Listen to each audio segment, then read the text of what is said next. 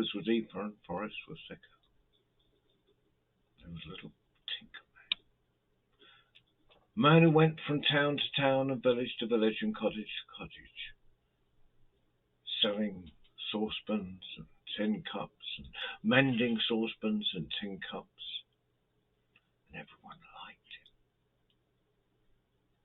Wherever he went, he was welcome. He went back to a village he had been to. Well, he went every year. And he knocked on the first door, knock, knock, knock. And the door was open. And the woman said, "I'm sorry, little tinker, we've got nothing for you." And, "Well, don't you just want something mended?" No, we've got nothing. We don't want anything from you this year. And he went to a second door and he got the same answer. And the third door and the fourth door and the fifth. Until he came to the last cottage in the village. And this time he said, "Well, every time I come to the village, I'm welcome. But this year, no one wants anything.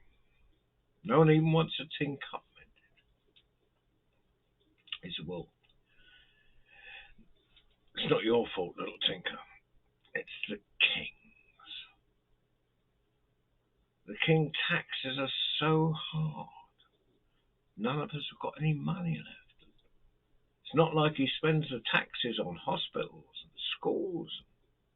He spends on wars and parties."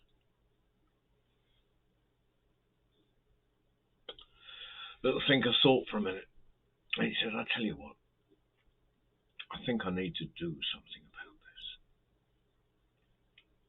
So he went and he put his tent up in the middle of the road leading up to the king's palace. And then he lit a little fire in the middle of the road. And he started making a little tin lamp.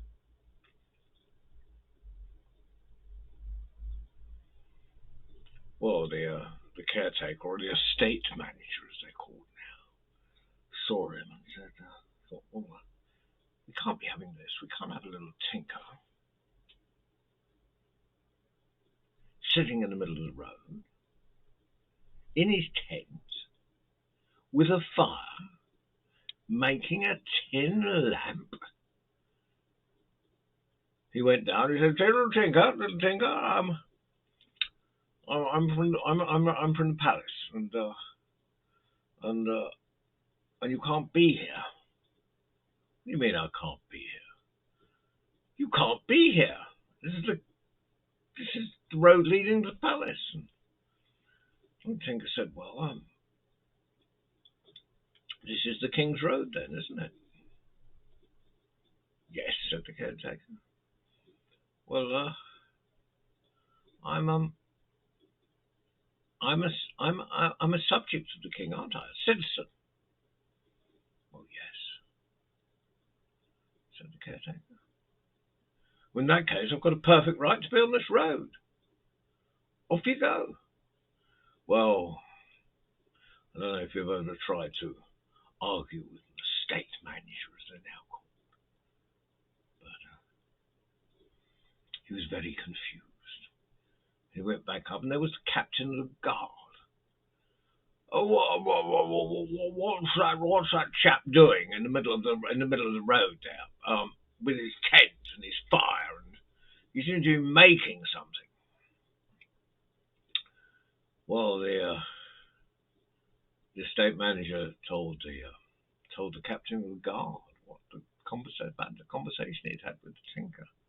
The captain of the guard said, "I'll sort this out," and he went down and he got exactly the same answer. And as they were talking, along came the king's carriage.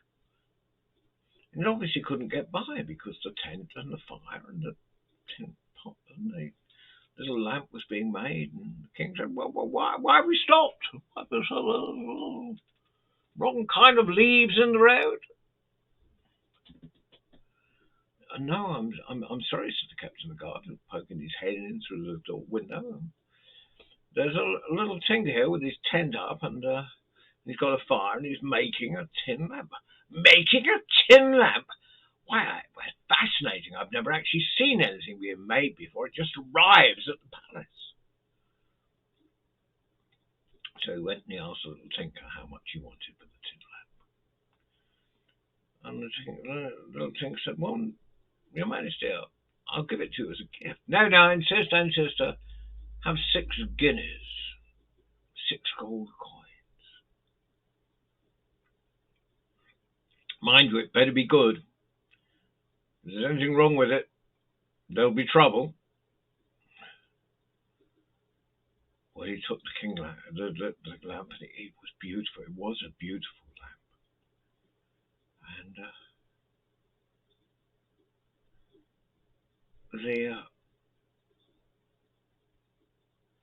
he filled it with oil, and then he laid the table up with his favourite tablecloth. It was a lace tablecloth his granny had left to him. And he put the lamp in the middle, and he invited all his friends round. They all sat round the table, and he lit the lamp, a little oil lamp. Oh my goodness gracious me! There was oil all over his favourite tablecloth, the tablecloth his granny had left him. Beautiful lace tablecloth. Bring me the tinker! The tinker's dragged before the king, and he's thrown down the king's feet. And he said to the king, and the king said to him, Look at my favourite tablecloth, my lace tablecloth my granny left to me, and it's covered in oil from your lamp. It's your fault. No, it's not, Your Majesty. What do you mean it's not? Well, it's the man who sold me the tin. It's the ironmonger's son. You'll bring me the ironmonger. Ironmonger is throwing down the king's feet. Look at my favourite tablecloth, the lace tablecloth my granny left to me. It's covered in oil from the lamp, the leaked out of the lamp made by this man who got the tin from you. It's your fault. No, it's not, Your Majesty. Well, whose fault is it? Well, it's the tinsmith. I couldn't get any good quality tin. Well, bring me the tinsmith. Well, the tinsmith is thrown down the king's feet. Look at my favourite tablecloth. My lace tablecloth that my granny left to me. It's covered in oil, leaking out of this lamp that was made by this tinker who got the tin from the ironmonger here, who got the tin from you, the tinsmith. It's your fault. Oh, no, it's not, Your Majesty. Well, whose fault is it? Well, it's the bellows maker. I couldn't get any decent bellows to get the fire hot enough to make any decent tin. It's the bellows maker's fault. Well, bring me the bellows maker.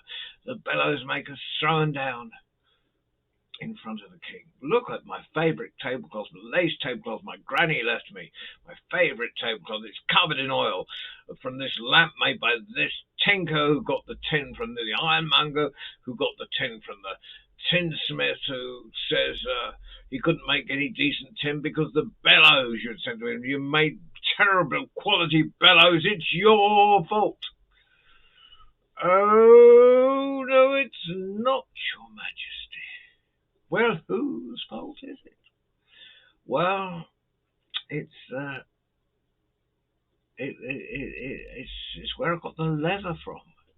Got the leather from the leather trader who got the just they get the leather from the abattoir and bring me the leather maker's fault. Oh, look at your favourite tablecloth. Look at my favourite tablecloth my granny's left me. It's a beautiful lace tablecloth that's now covered in oil from this lamp made by this tinker who got the tin from this ironmonger, who got the tin from this tinsmith, who got the tin, who couldn't make any decent tin because the bellows that this man sent you, and he said he couldn't make any decent bellows because of the leather you sold him. It's your fault. Oh, no, it's not, Your Majesty. Well, whose fault is it?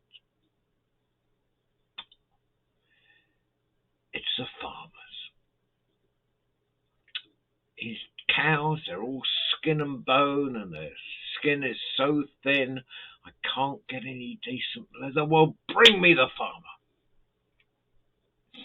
The farmer's throwing down the king's feet.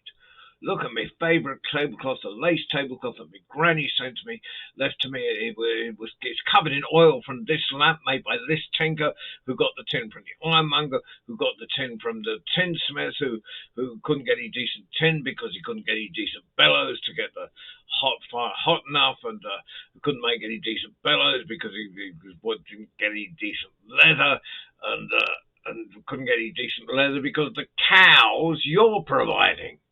It's your fault. No, it's not, Your Majesty. Well, whose fault is it? I can't actually tell you.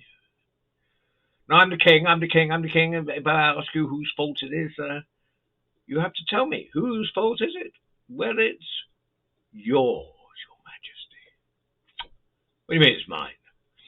Well, normally I grow a little feed for the cows, then the pasture all summer, and then the feed I grow, I sell some at the market, and I keep some back so the cows can eat through the winter.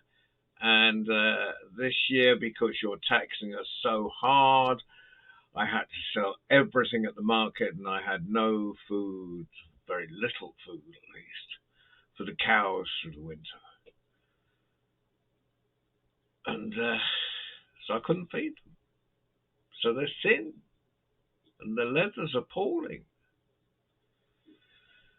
I'm afraid it's your fault. I suppose it is, said the king. And from now on,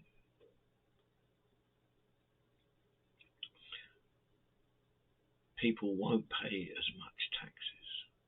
And what taxes I do will go on hospitals and schools. And I won't have a party every night. And I certainly won't have any more wars. Little tinker, you've taught me a great lesson. You can camp anywhere you like, and please visit me once a year. And little tinker said, thank you, Your Majesty. And off he went, and he rolled up his tent, tied it round those sticks, and trudged off through the village. And every year when he came back to the village, he was invited in to every cottage, and everyone either bought a saucepan or a tin cup, or had their saucepans mended. And as for the king, he was a much more popular king from that day on. And that story was told to me by a Scots traveller, tinker, in fact, a tinkerman called Duncan Williamson, who many of us storytellers sat at the knee of, and probably had great influence on not just me, but storytellers all over the UK, and in fact all over the world, my generation. Thank you very much for listening.